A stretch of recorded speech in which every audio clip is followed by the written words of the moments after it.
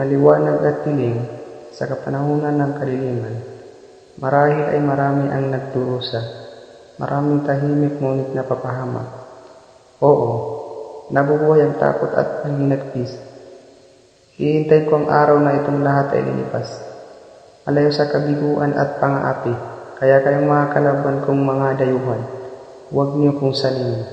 Nolim Tangerine.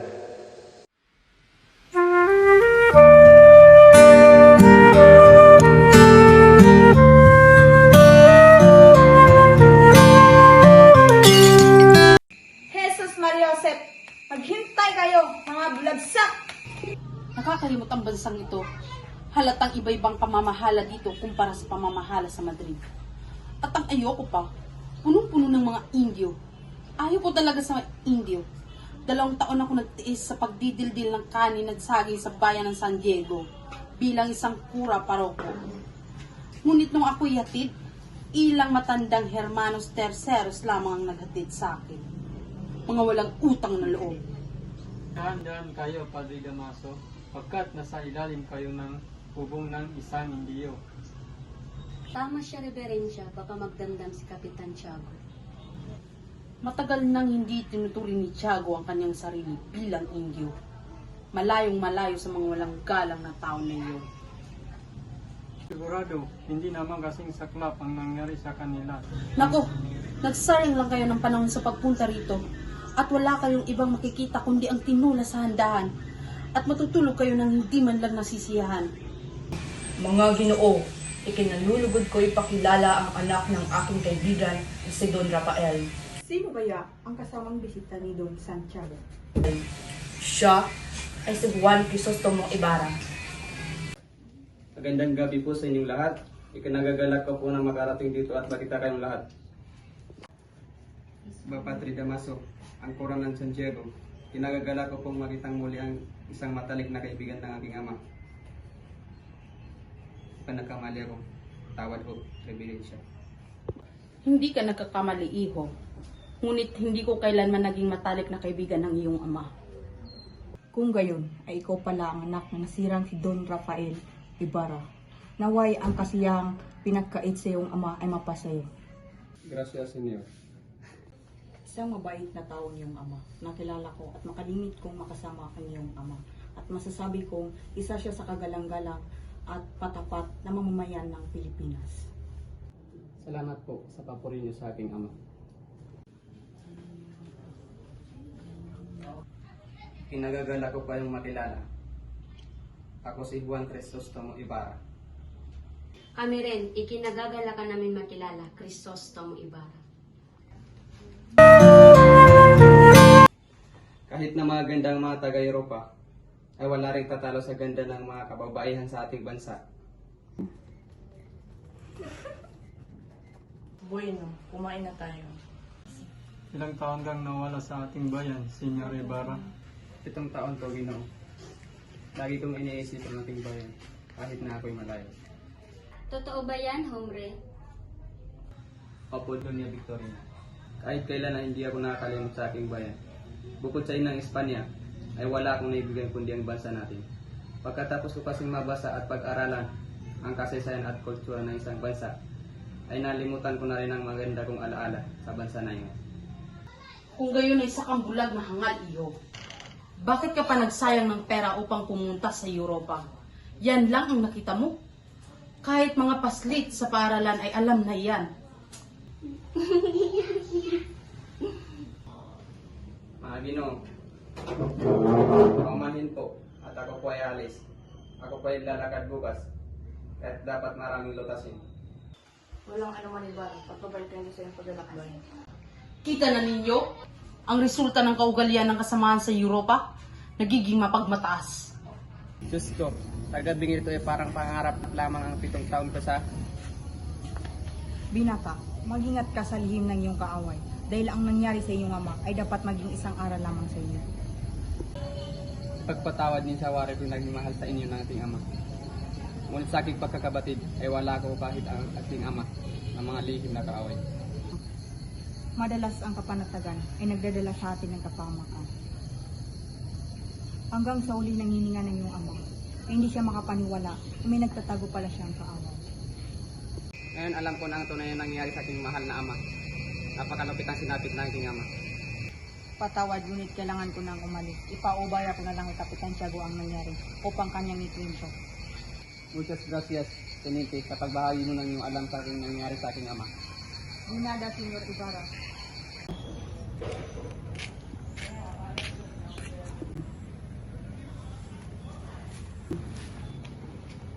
Magandang araw po, Tia Isabel. Nais ko po sana makausap si Maria Clara. Ay nandyan siya sa loob. Halika, tuloy ka. Como estas, Ibarra? Salamat naman at dumalaw ka muli sa aming tahanan. Magandang tanghali po, Don Tiago. Nais ko po sanang makausap ang inyong anak. Abay, sige. Clarita, nais kang makausap ni Ibarra. Isabel, sundin mo siya sa kanyang kwarto. Maswerte ako at may pasundutan natin mga magulang upang ikasal. Dahil kung hindi ako makakita ng isang babaeng katulad mo. Napakatamis na yung dila, Chrysostom. Siguro dahil dyan ay nabihag mo ang maraming kababaihan sa mga bansang India. Ang kagandahan ay nasa panglasa ng tao. Ito ay naroroon sa taong sumusuri ng kagandahan at mula sa aking puso. Sinasabi ko sa iyong ikaw lang ang aking iniibig. Tawad aking sinta, ngunit kailangan ko nang lisanin ang iyong piling. Naiintindihan ko, Ibarra, naway makapaglakbay ka ng ligtas at matiwasan. Paalam aking ina.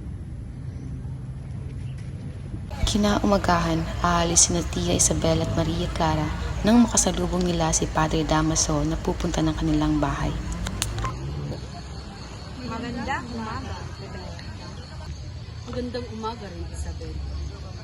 Maria Clara, mukhang may pupuntahan kayo ha. Saan ang iyong tungo? Pupunta kaming Vietnam, Padre. Kukunin ko lamang ang aking mga natirang gamit. Sige, o bueno. Kakusapin ko lamang ang mga ama. Naway ligtas kayong makapaglakbay. Muchas gracias, Padre. Santiago! Padre, ano pong sadya niyo? May gusto akong sabihin sa iyo. Tingin tayo sa lugar na hindi tayo marinig. Tandaan mo na mabuti ang mga sinabi ko sa iyo, Santiago. Iniisip ko lamang ang iyong kapakanan. Tandaan mo na mabuti ang mga sinabi ko sa iyo, Santiago. Iniisip ko lamang ang iyong kapakanan. Naiintindihan ko po, Padre. Masusunod ang inyong kaibigan. Bueno, aalis na ako. Sinabi na nga ba? At ang kailangan ko rin ang masusunod. Narinig pa lang ang hinuhukay natin. Ano naman palang baho ng amoy? Sila may tuhog ang bato. Naggrabe ang sangsang. May buhok pa ang tao. Suka ako sa akin. Hindi ko matagalan. Para kang taga-tribo na sa Selan, noong nga may bangkay na pinahukay sa akin na halos 20 araw nang nililibing. Ang lakas noon ng ulan at namatay pa ang aking ilawan. Nakakakilabot naman ang sinabi mo. Natanggal ng pako ang takip ng atol kaya tumabas ang kalahati ng katawan ng bangkay. Saksakan ito ng baho at binuhat ko ito sa gitna ng malakas na ulan. Bakit mo ginawa yun? Bakit mo hinukay ang bangkay? Sino nag-utos sa iyo? Sino pa kung bisik o kurang malaki? Anong ginawa mo sa bangkay?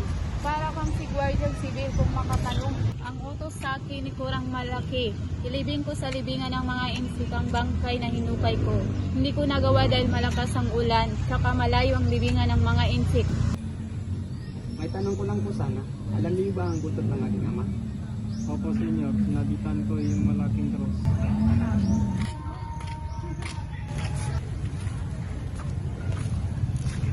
Akala ko ba alam niyo ang pinalalagi ng butot ng aking ama?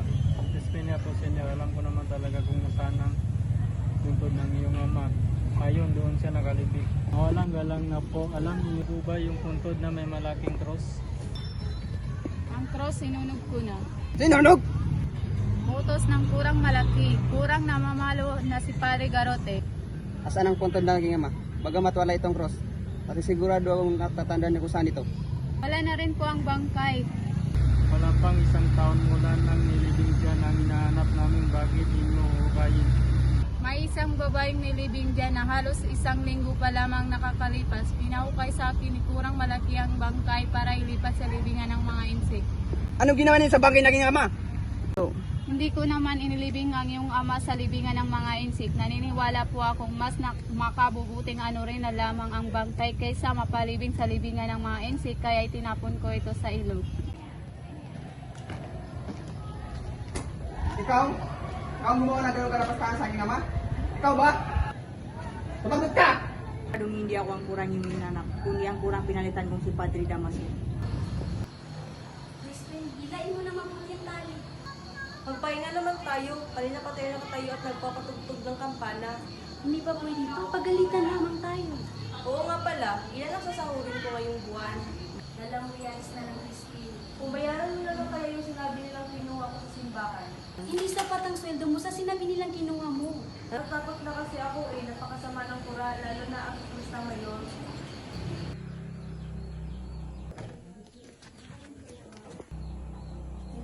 Ikaw, Crispin, hindi ka uwi hanggat hindi mo nilalabas yung ninako mo. Hindi naman ako magnanakaw At sumasagot ka pa itong sa'yo. Tama na po! Hindi ka nga dito. Kuya, wag mo akong iwan, papatay nila ako! Naku, siguradong magugustuhan ka Crispin at Basilio. Sisas, nasa na yung kakainin na? Saglit lang, niluluto ko pa. Bilisan mo na. Hindi mo ba sila hintayin? Ang sabi ni Pilosopong Tasyo, si Crispin ay nakakabasa na at si Basilio ay mag-uwi ngayon ng kanyang sahod. Nay! Nay! Buksan niyo ang pinto! Nay! Buksan niyo! Anak! Anong nangyari sa'yo?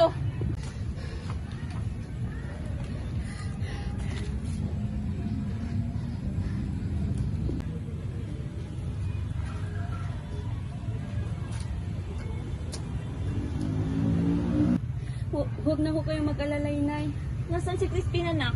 Naiwan po sa may kumbento. Ha? Bakit? Anong nangyari? Bakit siya nagpaiwan? Kinuha po siya ng sakristang mayor dahil pinagbintangan po siyang magnanakaw. Ayaw pa nga akong pauwiin, ngunit sa takot ko nga ako'y abutan ng 10:00 at mahuli. Tumakas na rin po ako sa may kumbento.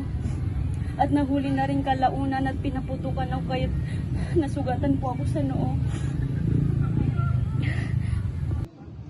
Ginoong Ibar, dito sa lawa na ito tinapon ng iyong ama. Salamat sapagkat alam ko na ngayon kung saan itinapon natin ama. Huwag ka magpasalamat sa akin, sapagkat ako dapat ang magpasalamat sa iyo. Dahil sa iyong ama, malaking tulong sa aking pagtutulong sa paaralan. Huwag kang mag-alala. Ako ay naibintahan ni Teniente Mayor sa pagpulong. Tubangitin ko lahat ang ating pinag-usapan.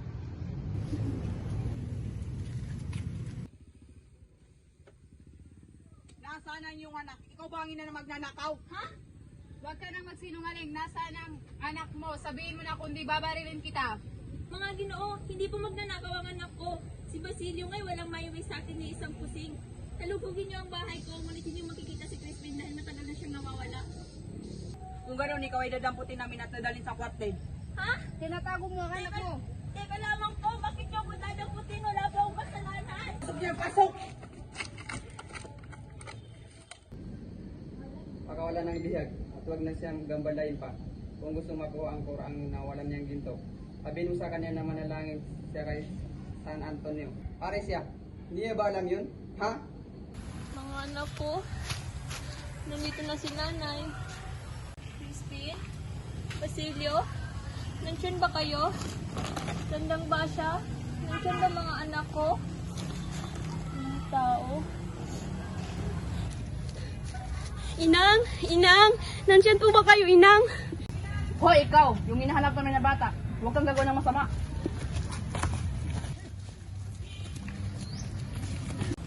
Crispin? Basilio? Hangin? Nakita niyo bang anak ko? Hindi? Puno? Nakita mo bang anak ko? Kayo? Nakita niyo bang anak ko? Magpakita kayo sa nanay. Papahanda ko lahat na kailangan bago magpubang liwayway. Hindi ako makasama. Bakit? Sa palagay ko, inaban din nila ng mga kilos ko.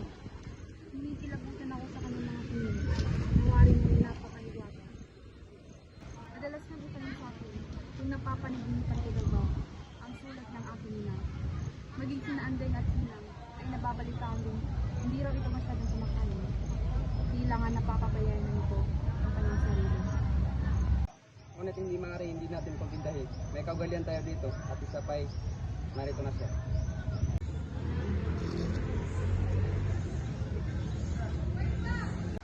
Saan kasi ang sabukit ang handa namin nating mga kaibigan? Maaari po ba kayong dumalo? Saan magaganap ang kasiyahan? Sa may batis po, sa Gubat Idaros, malapit po sa puno ng balete, yan po ang napiling lugar ng mga dalaga. Para mapatunayan ko sa iyo na wala na akong sama ng loob dahil sa kanya. Malugod kong tinatanggap ang iyong panyaya. Ibigat ang mamalimos. Victoria, maaari mo bang awitin ng pangdima? Kaumanhin pero ayoko. Sige na, Victoria! Si Maria Clara na lang. Maria Clara, maaari ka bang umawi? Ngunit, malulungkot ang aking maaari. Ipaglalaban ko ang ating pag-ibig.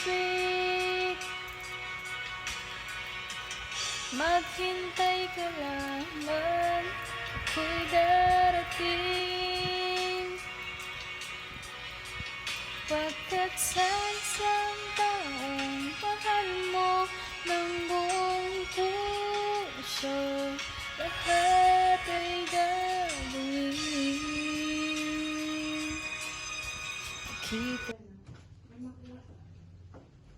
Bakit hindi niyo ipagpatuloy ang inyong pag-usap? Nabanggit lamang sa akin ay Crisostomo ang mga taong tumulong sa kanya, gaya ng arketiko at ng reverensya. Nakatatawa ang mga taong kumukuha ng serbisyo ng isang arkitekto. Nagpapakita lamang ng kamangmangan ng isang Indio na nagtudunong-dunungan. Ako lamang ang gumuhit ng plano ng simbahang iyan. Ngunit ang pinapatayong gusali ni Ginoong Guevara ay nangangailangan ng eksperto. Eksperto? Ang isang paaralan ay binubuo lamang ng 4 na pader at isang bubong na sawali. Sandali lamang, Padre Damaso. Magbabayad ang lahat. Ngayon pa lamang ay pinarurusahan ng isang ama ng isang lupong. Nangangamatay sa loob ng bilangguan at ni walang mahigaan.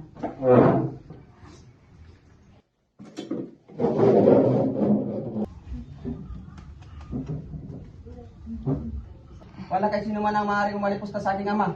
Itong paring ito, ang pinaka-iniiwas-iwasan ko. Isang paring walang galang at walang utang na loob. Isa sang demonyo na nagbabanal-banalan. Siguro ngay dapat siya mamatay. Magdasal ka na sa lahat ng mga santo, Padre. Pakita natin kung dugo utosan ang dumadaloy sa ugat mo. Crisostomo! Huwag! Para sa akin! Maawa ka sa kanya! Paano sila nakatira dito? Ribard, paluin mo nga ang mga iyan ng yung sombrero, mga walang galang. Kailangan turuan sila ng urbanidad, katulad ng ginagawa sa kanila ng mga kura at Guardia Civil. Paano kung ako ang kansahan nila?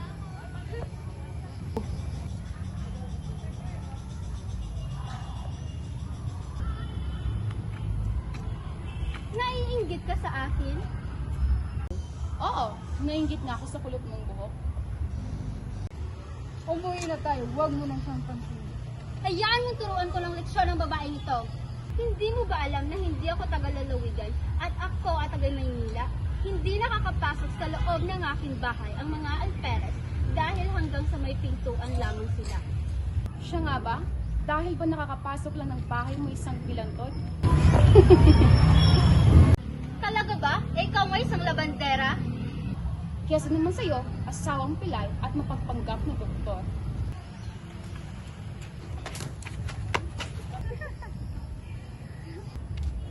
Tumigil na kayo!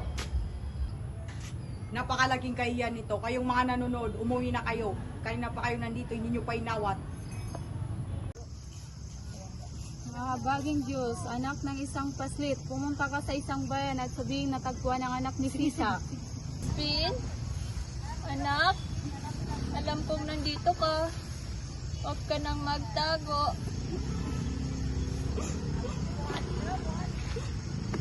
Aling Sisa, halin na po kayo ang anak nyo. Anak ko? Nasaan ang anak ko? Anak? Umuwi na tayo sa dampa. Matagal ka nang hinahanap ni nanay.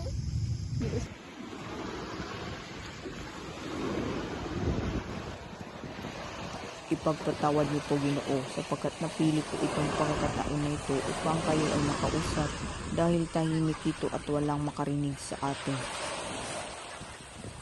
Nagkakamali kayo, kaibigan Elias. Kinakailangan ng ating nakasabay ang iyong nakakanawan. Hanggang dito ang kaniyang kapanariw. Ibarra, buksan mo ang pinto. Sa ngalan ng hari, gigibain namin to. Sino yan? Parakit po kayo sa ngalan ng hari. At bakit? Doon na lang po namin sabihin dahil bawal namin sabihin. Maraming salamat at nakarating kayo ng mapayapa mula sa San Diego, Padre Salve. Nais ko munang makita si Maria Clara bago ako magpahinga dahil matagal na kami hindi nakumpisal. Maria Clara? Maria, bakit nakakandado ang pinto? Nandito si Padre Salve, ang iyong profesor. Siya na daw ang mamahalan ng ating monasteryo. Maria Clara, papasukin mo ako. Hayaan mong namayan kita upang malinisan ang iyong kalooban mula sa kapatawaran ng Diyos. Paano ka nakapasok dito? Pobresita, bakit ko pinapahirapan niyo sa tinataguan mo ba ako? Tila ko yung sasaktan sa iyo pagtanggap sa Maria. Tama na! Lumayas ka dito! Layas! Ay, tigil mo yan, Maria. Layas!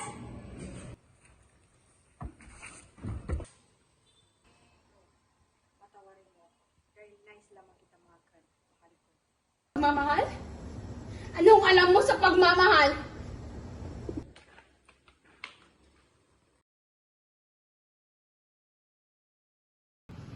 Aking ina, ano itong yung sinilang na may kakampal na sumpa?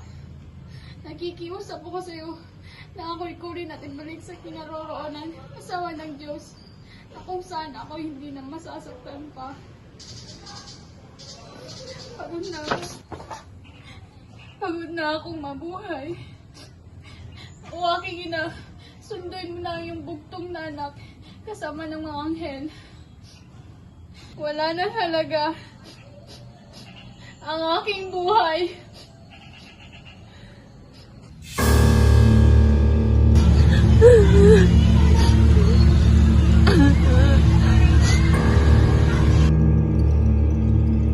Sa paglipas ng panahon, nagwakas ang mga pangyayaring yumanig sa bayan ng San Diego.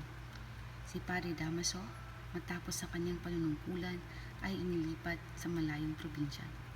Ngunit di naglaon, siya ay natagpuang walang buhay sa kanyang silid, biktima umano ng bangungot. Samantala si Padre Salve ay pansamantalang nanungkulan sa Santa Clara, ang kumbentong pinasukan ni Maria Clara. Dito, sa gitna ng mga pader ng katahimikan, natagpos ang dalagang minsan nangarap ng pag-ibig at kalayaan. Sa labis ng dalamhati, munting nang kitili ni Maria Clara ang sariling buhay. Ngunit siya ay napigilan ng mga padre. Mula noon, nanatili siya nakakulong sa kumbento, habang ang kanyang pusong sugatan ay patuloy na nananabik sa pag-ibig ni Ibarra. Si Crisostomo Ibarra na may paniniwalang nasawi sa pagtakas, ngunit sa dilim ng gabi, isang aninong naglalakbay sa malayong bayan, si Simona, ang bagong katauhan ng dating idealistang binata. At sa katahimikan ng gabi, maririnig pa rin ang tinig ni Maria Clara, isang awitin ng pag-ibig, pangungulila at pag-asa para sa bayang minsang pinangarap nilang palayain. Ito ang wakas, ngunit ito rin ang simula ng pagpapago. At sa kanyang pagbabalik bilang Simon, muling magliliyab ang apoy ng revolusyon, ang pagpapatuloy ng adhikaing sinimulan ni Ibarra.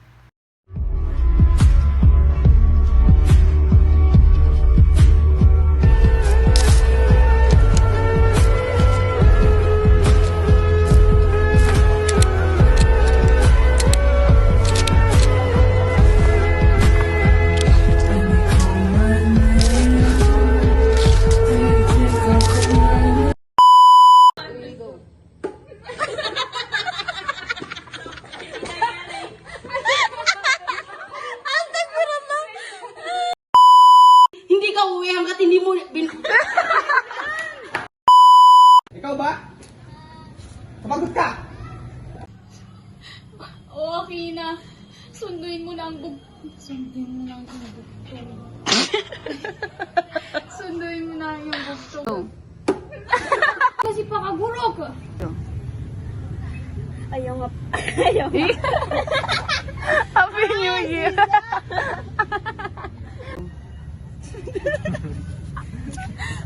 Ngayon alam ko ng tunay na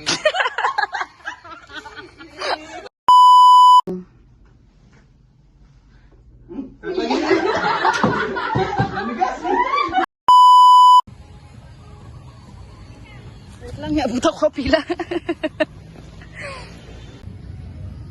Ayaw pa nga. Kailan sa cellphone na yan?